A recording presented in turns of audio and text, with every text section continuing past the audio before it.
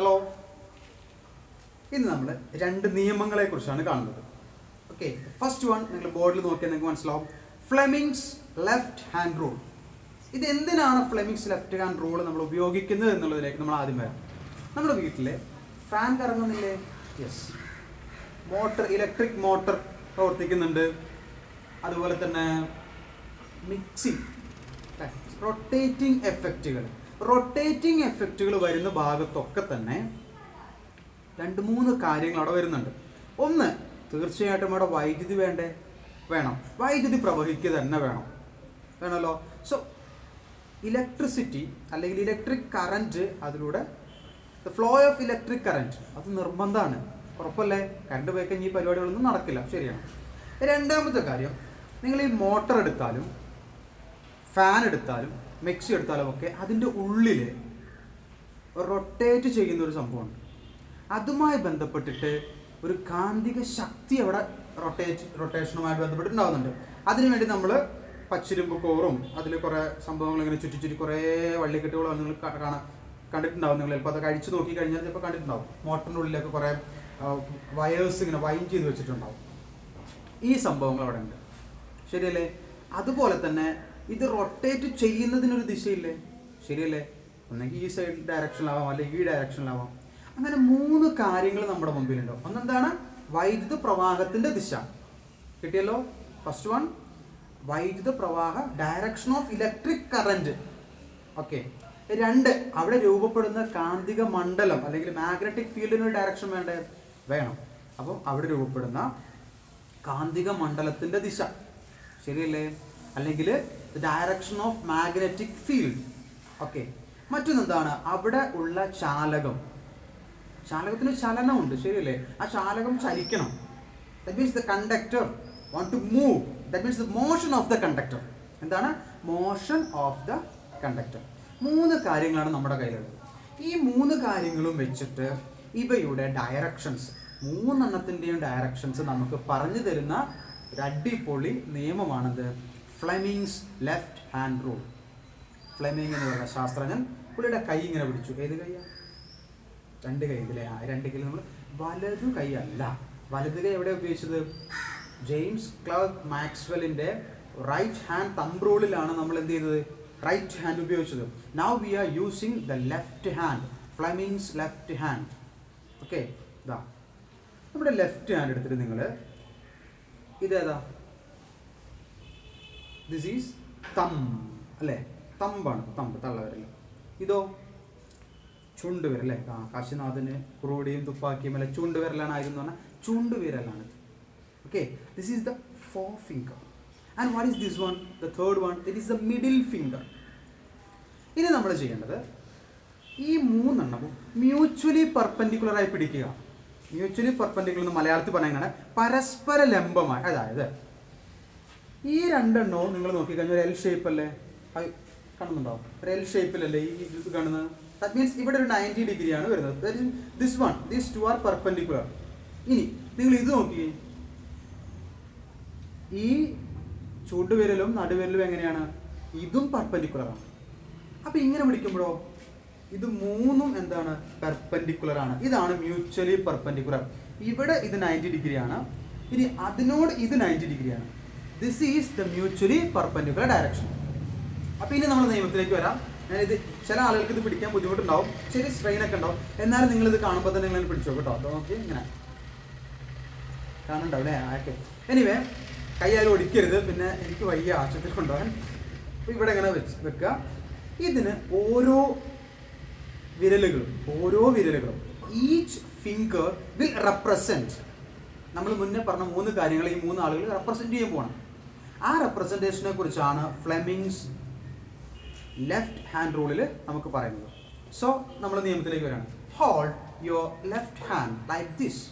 That means the thumb, the forefinger and the middle finger in mutually perpendicular directions. Okay അല്ലേ? നമ്മൾ പിടിച്ചു. Now ഫ്ലെമിങ്ങിൻ്റെ rule പറയുന്നതനുസരിച്ച് ഇങ്ങനെയാണ്. This thumb represents, the ബോർഡിലേക്ക് വരാം നമുക്ക്. the thumb represent, ഞാൻ അവിടെ പോയിന്റ് കൊടുത്തിരിക്കുന്നത് എം എന്ന് പറയുന്ന അക്ഷരത്തിന് ഞാൻ ക്യാപിറ്റൽ ലെറ്റർ എഴുതിയിട്ടുണ്ട്. ദാറ്റ് മീൻസ് തം. തം represent the motion of the conductor. The motion of the conductor. ശ്രദ്ധിക്കുക, ചെറിയ രീതിയിലായിരിക്കും അപ്പോൾ എഴുതി കാണാൻ പറ്റുന്നുണ്ട്, നോക്കി നോക്കുക. ഓക്കെ, ഞാനിത് പറയുന്ന സമയത്ത് തന്നെ നിങ്ങൾ എഴുതിയെടുക്കുക. ഓക്കെ, സോ ദ തം represent the motion of the conductor. എന്താ സൂചിപ്പിക്കുന്നത്? തള്ളവിരൽ ചാലകത്തിന്റെ ചലനദിശയെ സൂചിപ്പിക്കുന്നു. പറഞ്ഞേ, തള്ളവിരൽ ചാലകത്തിന്റെ ചലനദിശയെ സൂചിപ്പിക്കുന്നു. ക്ലിയർ ആണല്ലോ? നെക്സ്റ്റ് വൺ, ദിസ് വൺ അല്ലേ, ഏതാണ്? ഫോർ ഫിംഗർ ആണ്. ദിസ് ഫോർ ഫിംഗർ, ഇവിടെ ഞാൻ കൊടുക്കുന്നത് എഫ് എഫ് എഫ്. എന്തായിരിക്കും എഫിൽ വരിക? എഫ് എഫ് എഫ് ഏതാ? ഫീൽഡ് ആണ്. എന്തിന്റെ ഫീൽഡാണ് വരുന്നത്? Magnetic field. ഓക്കെ, ഇവിടെ വരുന്നത് forefinger represents magnetic field, the direction of magnetic field. കാന്തിക മണ്ഡലത്തിന്റെ ദിശയാണ് ആര് സൂചിപ്പിക്കുന്നത്?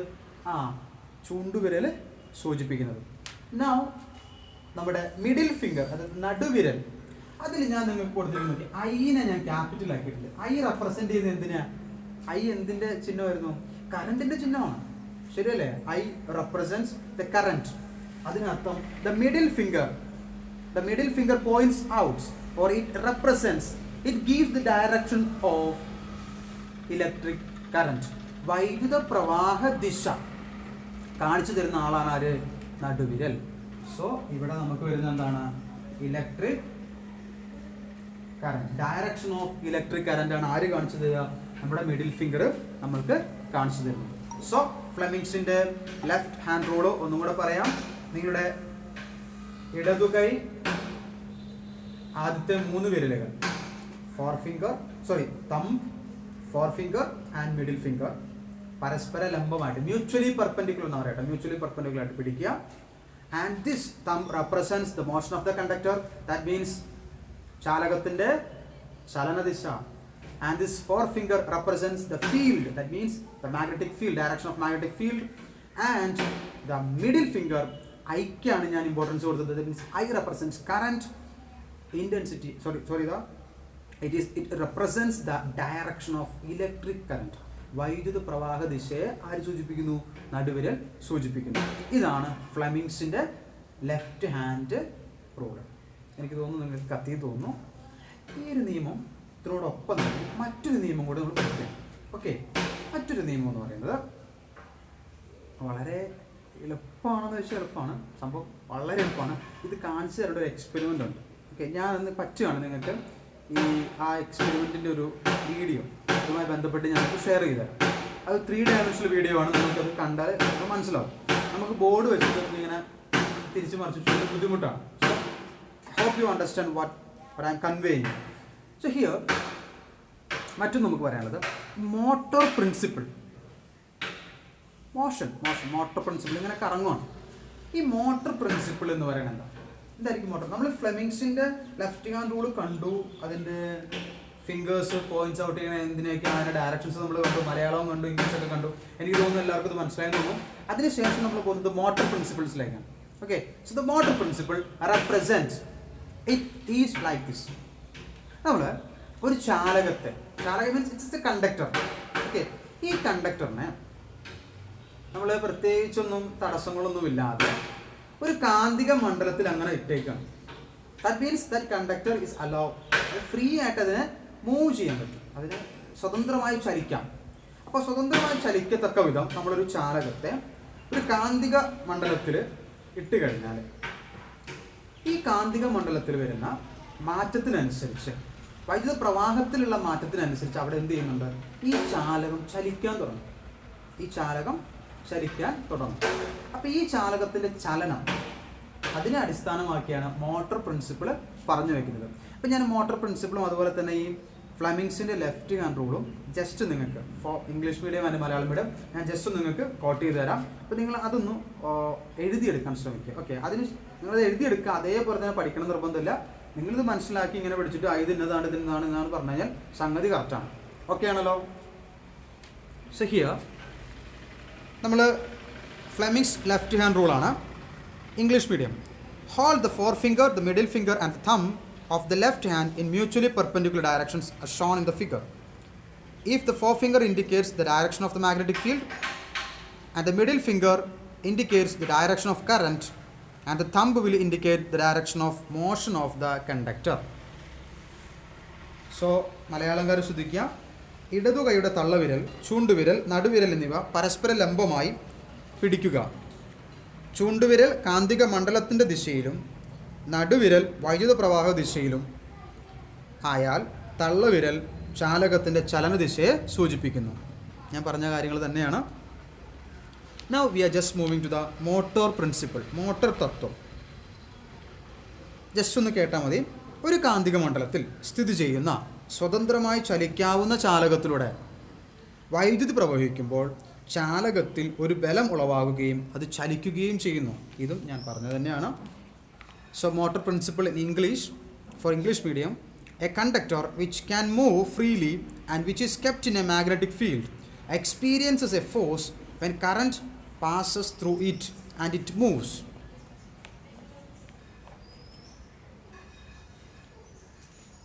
സോ ഞാൻ ജസ്റ്റ് നിങ്ങൾക്കത് ജസ്റ്റ് ടെക്സ്റ്റ് ബേസ് ഓറിയൻ്റായിട്ട് പറഞ്ഞു എന്ന് മാത്രം. നിങ്ങൾക്ക് കാര്യങ്ങൾ മനസ്സിലാക്കുക എന്നുള്ളതാണ് ഏറ്റവും പ്രധാനം. ചില കുട്ടികൾ പറയും സാറ് പറഞ്ഞത് അങ്ങനെയല്ല ഇതിങ്ങനെയായിരുന്നു എന്നൊക്കെ പറയും. അപ്പോൾ അതിന് വേണ്ടിയിട്ടാണ് ഞാൻ ജസ്റ്റ് ആ ലൈൻ ഒന്ന് എക്സ്പ്ലെയിൻ ചെയ്ത് തന്നത്, ജസ്റ്റ് ഡിഫൈൻ ചെയ്ത് തന്നത്. ഇനി നിങ്ങൾ ശ്രദ്ധിക്കേണ്ടത് നമ്മുടെ മോട്ടോർ പ്രിൻസിപ്പിളിനെ കുറിച്ച് നമ്മൾ പറയാം. ഇത് ടെക്സ്റ്റ് ബുക്കിലൊന്നും ഇല്ല, ജസ്റ്റ് നോക്കുക. ഇപ്പോൾ നമ്മൾ ഇതൊരു മാഗ്നറ്റിക് ഫീൽഡാണ് എടുക്കുക. ഇത് മൊത്തം മാഗ്നറ്റിക് ഫീൽഡാണ്. നമ്മൾ അതിൻ്റെ ഉള്ളിൽ ജസ്റ്റ് ഒരു കണ്ടക്ടർ വെച്ചു. ഓക്കെ, ജസ്റ്റ് ഒരു കണ്ടക്ടർ വെച്ചു. അപ്പോൾ ഈ കണ്ടക്ടറിൽ ഈ കണ്ടക്ടറിൻ്റെ പ്രത്യേകത എന്താ? അതാണ്ട് ഞാൻ ഇതിങ്ങനെ തൂക്കിയിട്ടേക്കായിരുന്നു കേട്ടോ. ഇതിങ്ങനെ ഒരു വള്ളിയൊക്കെ കൊടുത്ത് ഞാൻ ഇങ്ങനെ തൂക്കിയിട്ടേക്കാണ്. ഇവിടെ നിന്ന് ഇങ്ങനെ ഹോൾഡ് ചെയ്തിട്ടേക്കണം. അപ്പോൾ ഈ സംഭവത്തിനുള്ളിൽ ഞാൻ ഇതിലേക്ക് വൈദ്യുതി കൊടുക്കുക. That means electricity. ജസ്റ്റ് ഇതൊക്കെ നിങ്ങൾക്ക് മനസ്സിലാകാൻ വേണ്ടി കാണിക്കുന്ന കേട്ടോ. ജസ്റ്റ് ഞാൻ വൈദ്യുതി കൊടുക്കുമ്പോൾ ഇങ്ങോട്ടേക്ക് കൊടുത്തു നിൽക്കാം. ഓട്ടോമാറ്റിക്കായിട്ട് വൈദ്യുതി ഇതിലൂടെ പാസ് ചെയ്യുമ്പോൾ നമുക്കറിയാം ഇത് മാഗ്നറ്റിക് ഫീൽഡ് ആണെന്ന് മാത്രമല്ല, ഈ കണ്ടക്ടറിൽ ഒരു ഇലക്ട്രിസിറ്റി പാസ് ചെയ്യുമ്പോൾ അവിടെ എന്തുണ്ടാവും എന്നാണ് പറയണേ? അതൊരു മാഗ്നറ്റിക് പ്രോപ്പർട്ടിയിലേക്ക് വരുന്നുണ്ട്. ഇതുകൊണ്ട് അവിടെ എന്ത് ചെയ്യുന്നുണ്ട്? ഇവിടെ ഒരു ഡിഫ്ലക്ഷൻ വരും. ദാറ്റ് മീൻസ് ഈ സംഭവം, ഈ കണ്ടക്ടർ ചലിക്കാൻ തുടങ്ങും.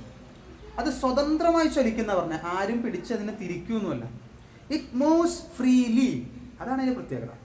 ഇതാണ് മോട്ടോർ പ്രിൻസിപ്പിൾ എന്ന് പറയുന്നത്. സ്വതന്ത്രമായി ചലിക്കത്തക്ക രീതിയിലുള്ള ഒരു ചാലകം ഒരു കാന്തിക മണ്ഡലത്തിൽ നമ്മൾ വെക്കുന്നു. അതിലേക്ക് നമ്മൾ വൈദ്യുതി കൊടുക്കുമ്പോൾ വൈദ്യുത പ്രവാഹത്തിനുണ്ടാകുന്ന ആ ഒരു മാറ്റം, അവിടെ ക്രിയേറ്റ് ചെയ്യുന്നത് എന്താണ്? ഇതിലൊരു ചലനം ഉണ്ടാക്കുന്നു. This is called motor principle. So നമ്മളിന്ന് 2 നിയമങ്ങൾ, വളരെ എളുപ്പമുള്ള 2 നിയമങ്ങളാണ്, പക്ഷെ മനസ്സിലാക്കി പഠിക്കുക. ഇതിന് ശേഷമാണ് നമ്മളിനി കാണാൻ പോകുന്നത് വളരെ പ്രധാനപ്പെട്ട നമ്മുടെ വീട്ടിലെ നമ്മുടെ മോട്ടർ, ഇലക്ട്രിക് മോട്ടറിൻ്റെ പ്രവർത്തനം എങ്ങനെയാണ് നമ്മൾ കാണാൻ പോകും. അതുപോലെ തന്നെ നമ്മുടെ ലൗഡ് സ്പീക്കർ അല്ലേ, ഉച്ചഭാഷിണി ഒരു കോളാമ്പി എന്നൊക്കെ പറയുന്ന സംഭവമാണ്. നമ്മൾ ഈ ലൗഡ് സ്പീക്കറിലും ഏകദേശം അതേ പ്രിൻസിപ്പിൾ തന്നെയാണ് വരുന്നത്. എല്ലായിടത്തും ഈ മാഗ്നറ്റിക് പ്രോപ്പർട്ടിയും നമ്മുടെ ശബ്ദ സിഗ്നലുകൾ മാറുന്നതൊക്കെയാണ് വരുന്നത്. അപ്പോൾ അതിനെക്കുറിച്ച് നമ്മൾ ഡീൽ ചെയ്യുന്നു. അപ്പോൾ അത് നമ്മൾ പഠിക്കണമെന്നുണ്ട്. നിങ്ങൾ ഏറ്റവും ആദ്യം പഠിക്കേണ്ട എന്നാണ് ഈ ഫ്ലെമിങ്സ് ലെഫ്റ്റ് ഹാൻഡ് റൂളും അതുപോലെ തന്നെ മോട്ടോർ പ്രിൻസിപ്പിളും നിങ്ങൾ എന്ത് ചെയ്യണം? നന്നായിട്ടത് മനസ്സിലാക്കി പഠിക്കണം.